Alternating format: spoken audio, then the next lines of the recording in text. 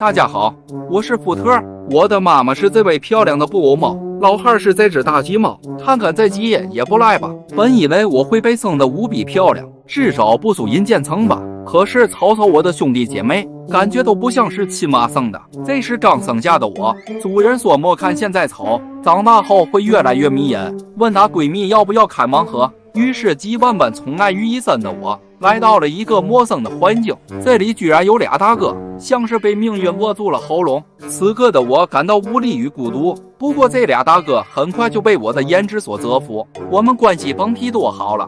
大家好，我就是那开盲盒的冤种闺蜜。邱泽说我痛失了小白，福特儿就是上天赐给我的另一个小白，不然为啥生下来就是黑的呢？于是让我开个盲盒，说小时候丑的长大都要变好看。瞧他多乖，还知道来陪我。于是为了感谢他，我用福特儿最迷人的一张照片悄悄地做了一条项链。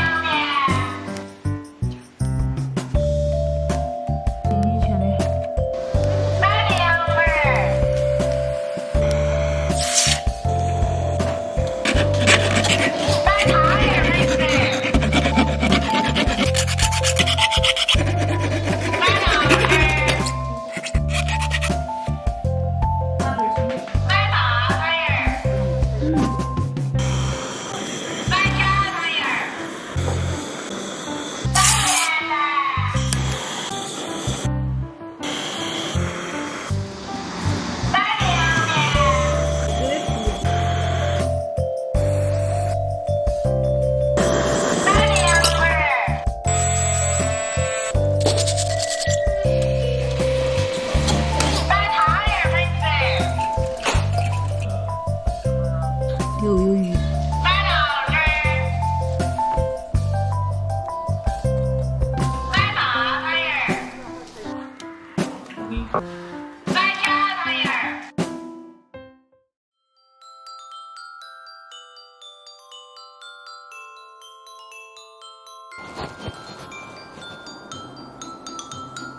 我为啥搞这事儿了？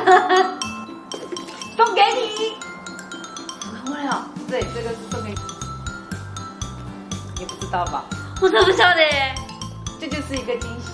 哦。我嘞？是你的。太喜欢了。下一个。啊，我太喜欢了。人家不是提前喊你把妆化，你弄死不化妆。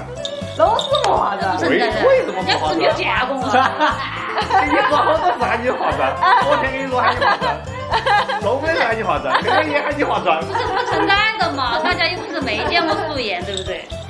喜欢，我真的喜欢。